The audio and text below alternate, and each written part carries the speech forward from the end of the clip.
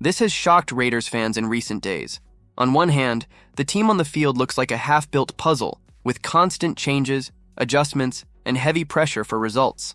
On the other, the fans' patience with the offensive line is already running thin, especially after the way the attack was swallowed up against the Commanders. And, as if that wasn't enough, even off the field the heat is on, with Tom Brady taking fire for juggling roles that raise suspicions of conflict of interest.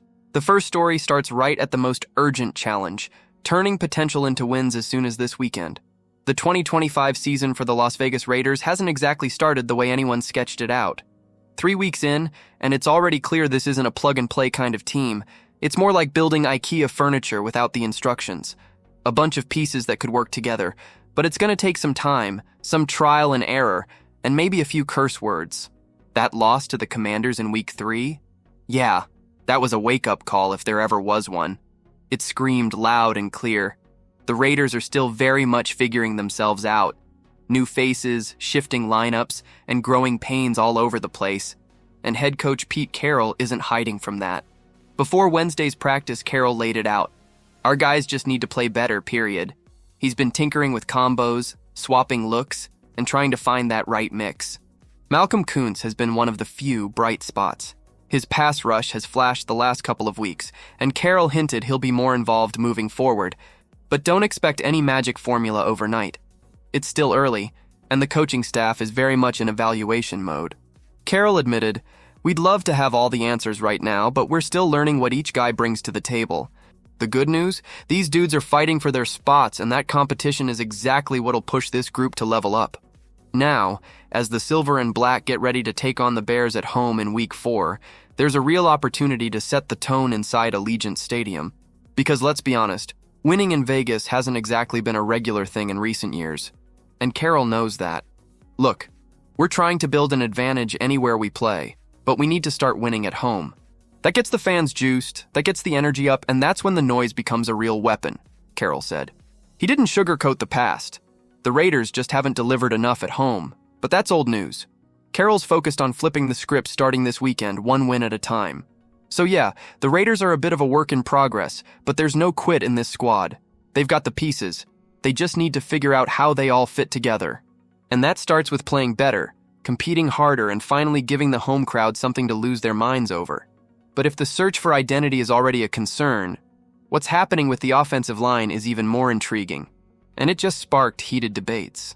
When the Raiders got smacked around by the Commanders in Week 3, the biggest red flag wasn't just the final score. It was the trench warfare. And spoiler alert, the Silver and Black got bullied on both sides of the ball. But if you're looking for the biggest mess, look no further than the offensive line, where rookie running back Ashton Jeanty might as well be trying to break through a brick wall blindfolded. The dude can't even take a handoff before getting swallowed up. So naturally, fans and analysts alike are asking the obvious. Why not shake things up? Why not put Jackson Powers Johnson, who by the way was a stud at center last year, back in the spot where he clearly thrived? It feels like a no-brainer, unless you ask Pete Carroll, and ask they did. Carroll, clearly irritated, shut that down fast. "Absolutely not, no," he said with that classic veteran coach tone that means, "We're not doing this again. We've invested a lot of time in these guys playing in their spots." Translation? We've made our bed, and we're lying in it. Bumps, bruises, blown blocks, and all. Carroll insists that this week is a real practice week for JPJ, unlike last week, and that he'll be battling it out with Alex Cappa at right guard. Which raises another eyebrow because Cappa, frankly, was the worst offensive lineman in football last season. Not an exaggeration. Most blown blocks in the league. He was part of why Cincinnati's O-line was constantly a turnstile. Meanwhile, JPJ, last year's breakout rookie center, is stuck out of position at guard. It doesn't make sense, especially when Week 1 against New England showed the offensive line's best performance came with him in the lineup. There's clearly something going on here. It's starting to feel like there's more beneath the surface, some kind of tension, disconnect, or flat-out beef between Powers Johnson and the coaching staff. This whole situation traces back to training camp, where whispers of confusion over JPJ's role started. Now, 3 weeks in, it's playing out in front of everyone. You've got a legit young talent in JPJ being shuffled around while lesser players get starting reps, and the run game is absolutely suffering because of it. Look, Carroll's loyalty to his lineup might come from wanting continuity or protecting a long-term plan, but when your offensive line looks like it's playing on ice skates, something's gotta give. It's great to trust the process, unless that process is keeping your offense stuck in neutral. And just when things seemed tense enough on the field, the headlines off the field brought an even bigger storm, with none other than Tom Brady at the center. Tom Brady's wearing a couple of high-profile hats these days. Minority owner of the Las Vegas Raiders and the lead NFL analyst for Fox, and that double-duty gig is rubbing some folks the wrong way. The critics are out in full force, throwing around words like conflict of interest and questioning if Brady's unique access gives the Raiders an unfair edge. But Brady? He's not here for any of that noise. In his latest newsletter, he clapped back, calling the doubters paranoid and distrustful, accusing them of being too blinded by suspicion to see the bigger picture. And honestly, he's not the only one brushing off the drama. NFL Commissioner Roger Goodell stepped in to pour a little cold water on the situation. Talking to CNBC's Alex Sherman, Goodell basically said, "Teams know how to handle this. When it comes to those behind-the-scenes production meetings that broadcasters get to sit in on, yeah, the ones where teams drop some pregame strategy, Goodell reminded everyone that coaches don't have to share anything. They can choose what to say and what not to say," he said. "Sometimes they keep things tight even if the guy in the room isn't a minority owner. Giants safety. Tyler Nubin had a more blunt take last week. Just don't tell him And it's not like Brady's the only one walking this tightrope. Mike Sando from The Athletic pointed out that J.J. Watt has already called 2 Steelers games this year, while his brother T.J. Watt is literally on the team.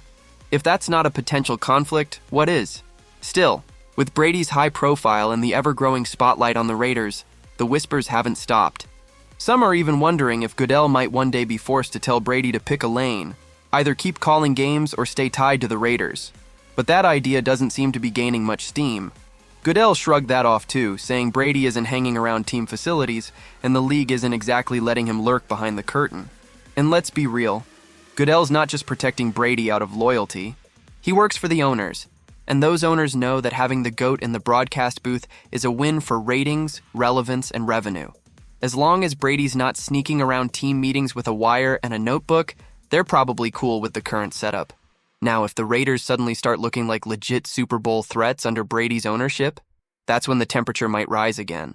Until then, expect more passive-aggressive comments, eye rolls from opposing teams, and Brady continuing to do what he's always done, play the game better than anyone else, even when he's technically not playing. Between the team's instability, the coaching staff's stubbornness, and even the off-field controversies, it's clear the Raiders are going through turbulent days. As a fan, it's hard to pretend everything's fine. If you want to catch every twist in this Las Vegas drama, subscribe to the channel so you don't miss a thing.